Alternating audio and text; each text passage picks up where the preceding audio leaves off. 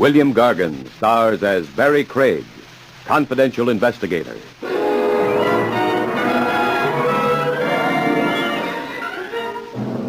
Refer to a guy as the ghost of his former self. Look twice at the getup he's wearing. He might be sporting a bedsheet. The National Broadcasting Company presents William Gargan in another transcribed drama of mystery and adventure with America's #1 detective, Barrie Craig, confidential investigator.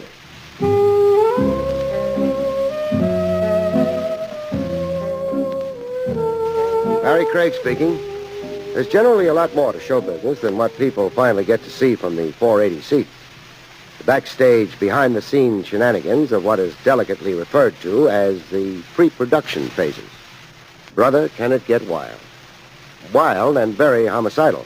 The particular case I have in mind began innocently enough. It commenced up near Yonkers, in a rubble-strewn area that looked like an A-bomb testing grounds in the Nevada flats. The ground floor door I went through read Luther Bassett, Canine Dentistry. Canine Dentistry. Inside, there was a guy in a short white medical coat. A pretty patch of hair on his chin in the style of old Vienna. Luther Bassett, I figured him to be right off. I'd never seen a goatee on a Jones. The dog with him was on the operating table.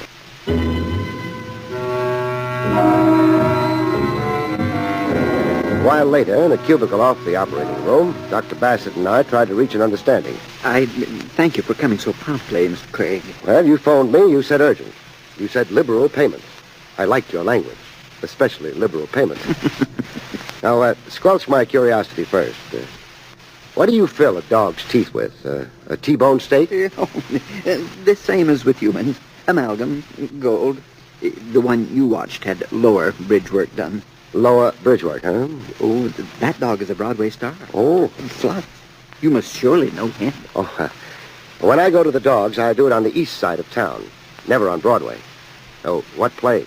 The hit comedy Mr. Galooly's Ghost.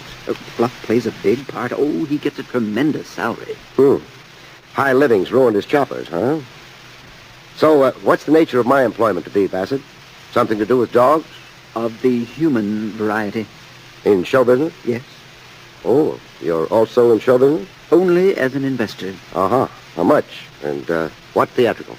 I have invested $20,000 in a proposed musical fantasy called 2055. 2055? The calendar year 100 years from now. Oh. It is a fantasy about the end of the world.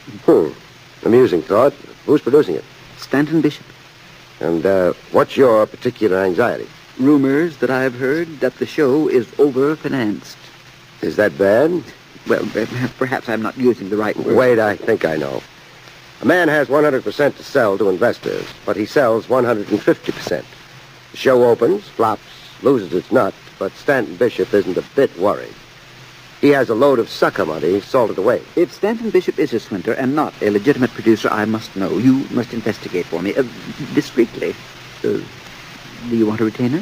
Foolish question. Money in front sharpens my talent.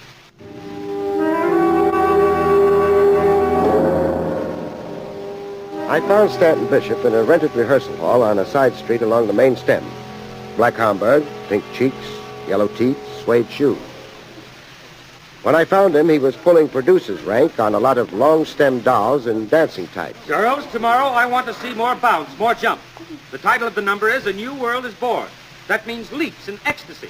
You've got to prove it to the customers. Dismissed for the day. I listened while he complimented the baritone. Mr. Eduardo Bernard, you sang and all I heard was a television commercial for a mouthwash. Before signing as a lead baritone, you should first have your adenoids removed. You're fired from this show.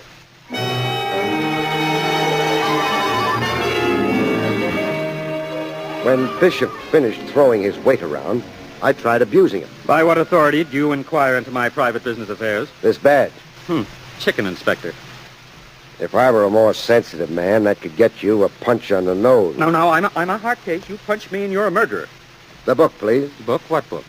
The one you keep for your own information. The record of investors and money. Who and how much. Now, where do you keep it? Why, in my safety vault. Not here in your desk? Here in my desk? Huh. Why? to accommodate sneaks like you? That laugh sounded very falsetto to me. You stay out of my desk. It's personal. It's sacred to me. Oh, I'll bet. Oh, would this be it? You give me that ledger. Yeah, wrestle with me, Buster?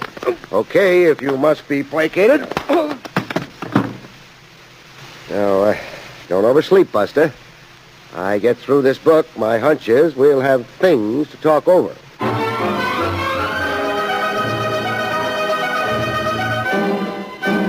Bishop had his swindle written down in his personal ledger so plainly it looked like a confession to the DA. Bishop came to, and we talked it over. Your musical is budgeted to cost $300,000. You've accepted investors' cash totaling over $400,000. Well, money for contingencies and... Baloney. Who is a show angel named Eloise Finchley?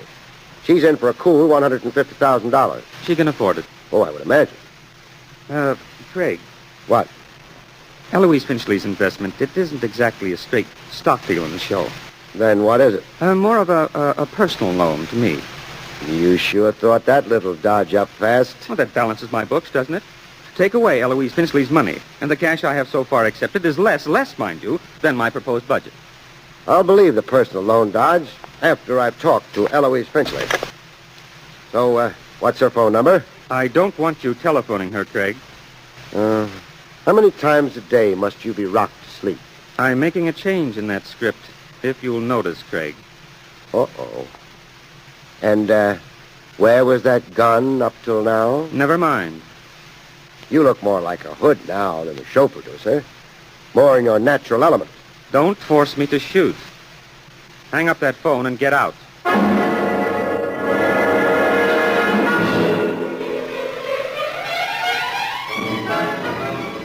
Bishop's violent urge to get me out of his office at that moment was nothing impulsive, as I soon found out. It was strategy, plain and simple. Nor did he go far. Just a motor ride to the nearest Gretna Green. Gretna Green being shorthand for any place where marriage could be completed as fast as a couple could chirp, "I do." I read all about it in the morning papers. It was Broadway impresario Stanton Bishop marries socialite Eloise Finchley in surprise elopement. At my first opportunity, I paid my respects to the bride in a fancy bridal suite almost as close to Central Park as the statue of Sherman's horse. Champagne, Mr. Craig? Conversation, Mrs. Bishop. Do you disapprove of my marriage? Your mister will never get through the pearly gates. Is there a man without vices? Really, Mr. Craig? How come you eloped with Bishop immediately with my investigation of him? How come? Now, let me see. Yes. He invited me on a motor ride. It was perfect weather. The moon, Mr. Craig, you've never seen such a gorgeous moon. And that was it? Love doesn't stop to reason, Mr. Craig. I've heard. Bishop married you as a cover-up for his larceny. The marriage takes you off his books as an outside investor and puts it in the family. It, balances his books. Must we really be so dull, Mr. Craig, so prosaic? I'm a bride. I'm in heavenly raptures. Yeah? You're heading for one big hangover. I adore champagne. I'll leave sounding one last dull and prosaic note. Must you? The sudden elopement smacks of conspiracy. Conspiracy to frustrate an investigation of Bishop's peculiar theatrical financing. Sweet matrimony was only a device for whitewashing him. How about that? You don't really expect me to testify against my husband, Mr. Craig. Okay. I know when I'm licked.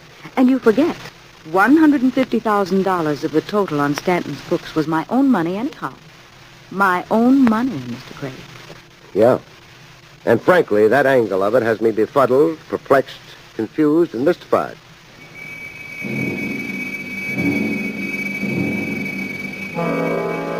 I reported back to my client, the canine dentist, Luther Bassett. Well, who's the dental patient now, Bassett? Another famous dog actor? Oh, yes.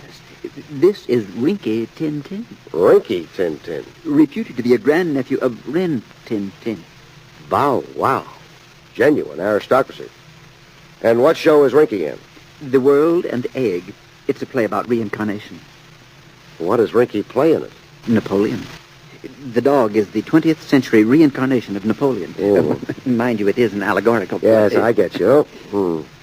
Well, you can leave your $20,000 with Bishop or not, as you please. You mean the operation is legitimate? Now it is. I think I scared him into legitimate producing. I mean, if Bishop actually has the show business know-how for producing musicals. But he was first contemplating a swindle? With every breath in his body. Then I will withdraw my investment. Well, you won't get all of it, not at this date. Bishop has had some pre-production costs already. But salvage what you can, go ahead. Well, my cost to you is $300. Pay me off, Bassett.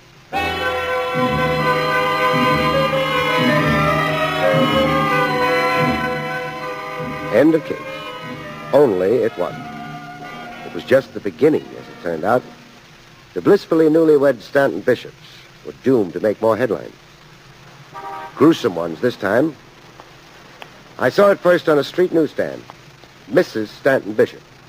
I could only see that much. Hey, give me that paper, boy. The whole headline read, Mrs. Stanton Bishop killed in street mugging. It had sure been a short honeymoon.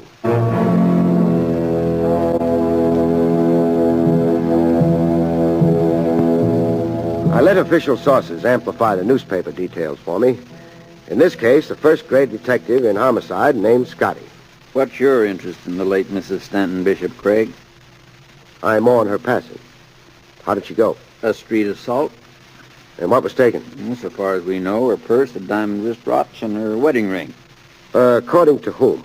Stanton Bishop, when he identified the body. Mm-hmm. What police results so far? None. No clue to the alleged mugger?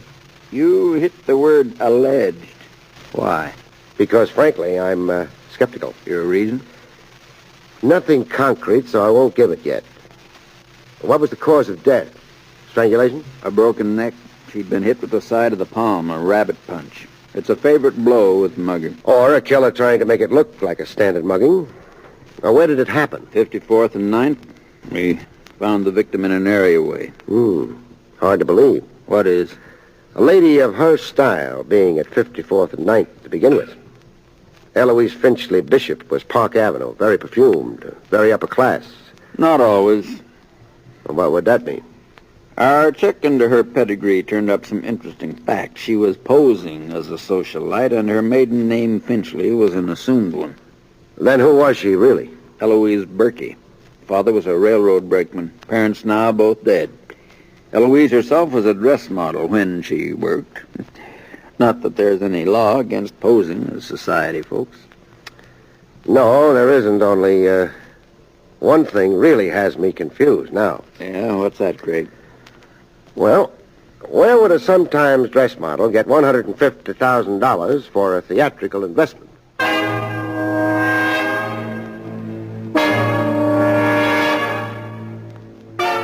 I was around the rehearsal hall to give my condolences to Stanton Bishop personally. He looked a little different to me this visit. The pink cheeks were sallow, deep lines in his face, like he'd had some new worries added. What do you want here, Craig? What was Mrs. Stanton doing on the wrong side of town? How should I know? Or what was stolen from her? I've already told the police. Well, tell me. Her pocketbook, a diamond wristwatch, and her wedding ring. Craig, you're not going to maliciously persecute me. Shouldn't I? Well, I'm in mourning. I experienced a horrible tragedy. I think of how Eloise died. I have nightmares. I'm in a cold sweat. Sad. What's happened to her $150,000? Craig, please, not at a time like this. Tough to answer, huh? Look, I'm straight, clean as a new baby. Maybe I had ideas once, wrong ideas, but all right, you cured me. Now, let me live. That depends on how your wife really died. She was attacked. She was robbed. Her neck was broken by some homicidal maniac. Or that's how it was made to appear. Then you are going to persecute me maliciously. At least until you explain to me how an ex-dress model was able to invest a fortune in your show. Also, what really was the attraction that got you two married? Heckle me or embarrass me with the police and the public. You'll only make trouble for yourself. Did you murder your wife and fob it off as a mugging by a person or persons unknown? No. I tell you no. I tell you no.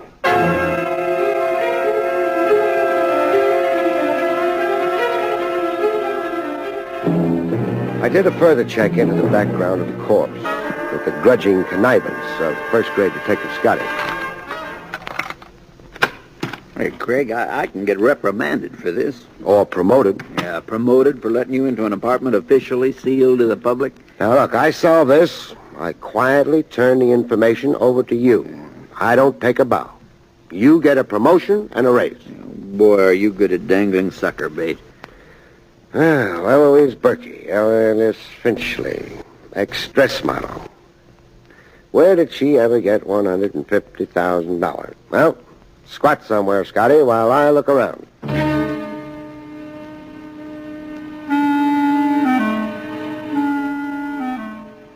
I came up with a ton of stuff, hidden away in bureau drawers, driven packages, and a steamer trunk.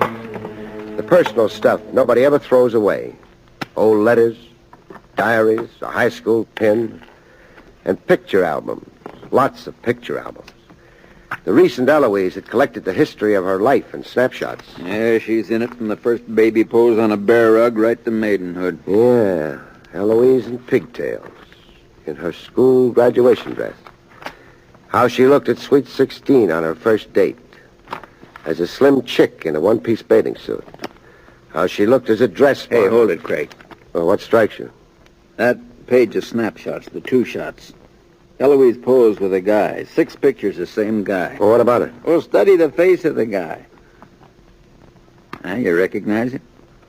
Yeah, I've seen him.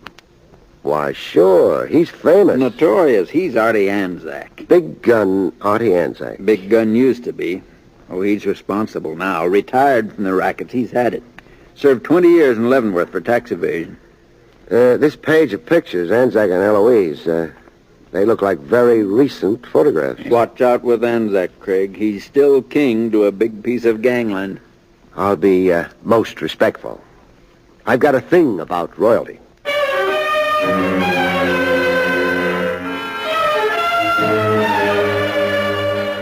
Anzac lived like royalty should. A heavily wooded estate on the outskirts of the city, with a high stone wall around it like the side of a mountain.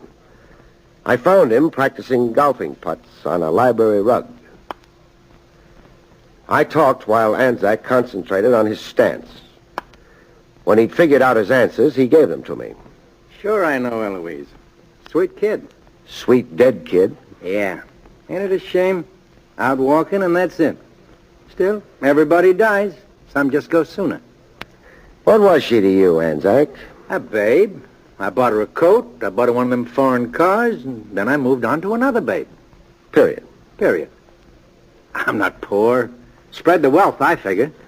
Did it bother you when Eloise married Stanton Bishop? No, not a bit. I'm for marriage. My mother was married. I even sent them a wire of congratulations with a load of flowers that cost me a C note. Craig, I already had another babe. Yeah, you said. Now I'd like to get back to my putting, huh? I'm in a tournament tomorrow. But I'm not through talking. What else is it? Well, I'm at the point now of mentioning $150,000. Lot of dough. Eloise invested that much in Bishop's musical production. Now, where would a babe get that kind of cabbage? I think from you. Hey, I'm not that generous. I think Eloise invested it for you. Idle money, hot money, undeclared income.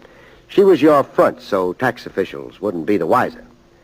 You'd already served time for tax evasion. You'd had enough of that. Hey, that's quite an idea you got. Oh, I'm loaded with ideas. I also think Eloise double-crossed you, that she invested the money for herself, and that Bishop knew the source of the money and what Eloise was up to, and that Bishop used that knowledge as a weapon to make Eloise marry him. Now, why would he do that? Oh, he had to make Eloise marry him. I'd been investigating Bishop. I'd found irregularities enough for me to alert the district attorney. Bishop had to find a device for shutting me off. I got practicing to do, Craig. I'm in a tournament tomorrow. I think you murdered Eloise to pay her off for the double-cross. And as an object lesson for Bishop. So Bishop will respect your $150,000 piece of his musical production. I think you're the killer, Anzac. What's this putt? Huh. Beautiful, huh?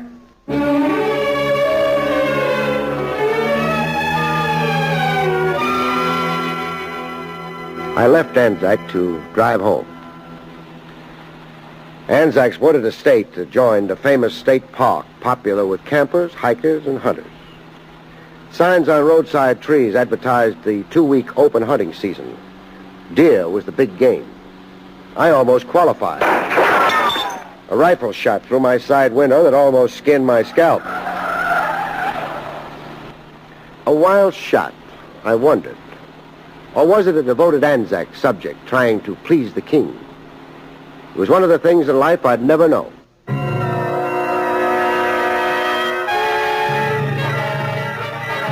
A chain is no stronger than its weakest link. Stanton Bishop figured to be the weak link, an easy mark for a trick designed to get corroborating evidence against a suspected killer. I found him alone in the rehearsal hall, chewing on a dead cigar. Craig, you soured my whole life. Oh, sad. I wonder how nervous you'll be, Bishop, strapped in the electric chair. Strapped me, Craig? For what? The murder of your wife. I've got evidence against you. Evidence? Those articles supposedly stolen from Eloise. So? So I've got them locked up in my office safe. Where could you get them? Right out of your wife's bureau. It's a trick. You're lying to me. You're trying to trap me in something. But you can't be sure, huh? You ad-libbed a story of stolen articles to make the alleged mugging plausible. Why were you so anxious to have it written off as an unsolved mugging? Who are you afraid of? Now, you clam up, you'll only be a fall guy, Bishop. Who's the somebody else, Bishop? Come on, it's trembling on your lips. Anzac. Artie Anzac. He murdered Eloise, and I'll tell you why. Oh, don't bother to. I already know why. Now, the guy answering this phone will be Scotty of Homicide. Tell your story to him. From here on, it's his case. Hello, Scotty. This is Barrie Craig. Scotty, I've got a guy here who's going to mean your raise and promotion. Yes, sir. A Craig promise is always redeemable in cash.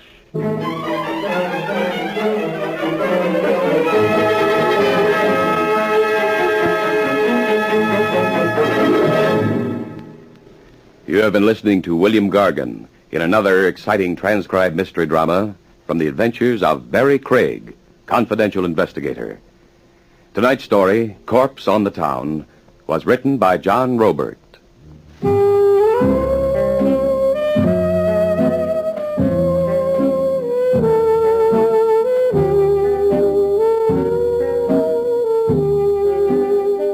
The National Broadcasting Company has just brought you an NBC Radio Network production with William Gargan starring as Barrie Craig, confidential investigator. Directed by Andrew C. Love, the cast included Harley Bear, Frank Gerstle, Vivi Janis, and Joe Forte. Good night, folks. See you next week.